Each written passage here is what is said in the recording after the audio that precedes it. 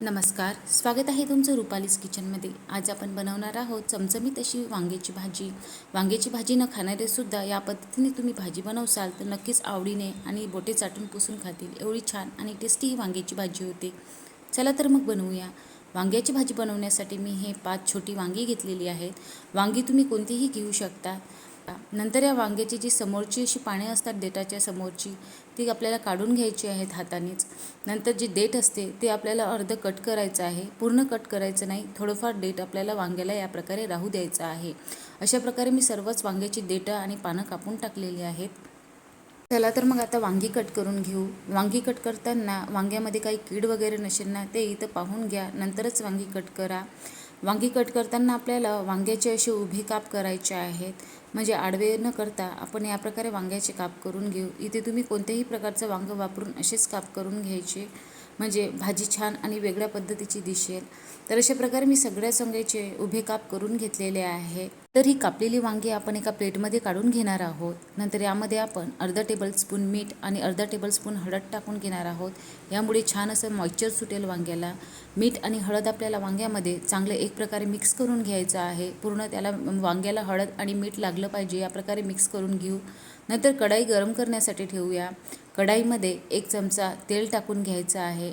तेल छान तापल्यानंतर आपल्याला गॅस मिडियम करायचा आहे आणि ज्या वांग्याला आपण हळद मीठ लावून ठेवलं होतं ती वांगी आपल्याला या तेलामध्ये टाकून द्यायची आहेत आणि मीडियम आचेवर आपल्याला वांगी छान परतून घ्यायची आहेत. जोपर्यंत वांगी थोडी नरम होत नाहीत किंवा लाल होत नाहीत तोपर्यंत आपल्याला 2 मिनटं ही वांगी छान तेलावर परतून घ्यायची आहेत. तर तुम्ही बघू शकता की वांगी अशा प्रकारे दिसत आहेत.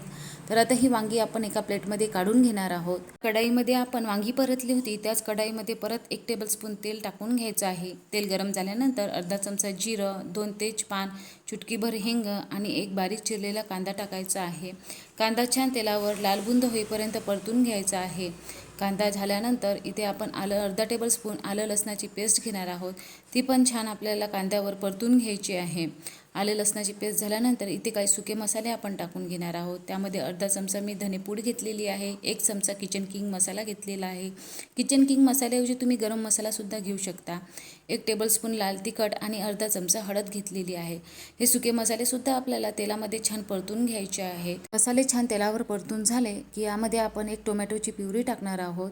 इथे मी 1 मोठं टोमॅटो घेतलं होतं, त्याची मी प्युरी बनवलेली आहे. तुम्ही जर छोटे टोमॅटो असतील तर 2 घ्यायचे आहेत. ही प्युरीसुद्धा आपल्याला मसाल्यामध्ये छान अशी मिक्स करून घ्यायची आहे आणि अर्धा मिनिटभर छान अशी होऊ द्यायची आहे, म्हणजे टोमॅटोचा कच्चेपणा निघून जाईल. नंतर आता इथं अर्धा टेबलस्पून आपल्याला मीठ टाकायचं आहे आणि थोडी कसुरी मेथी टाकून घेणार आहोत.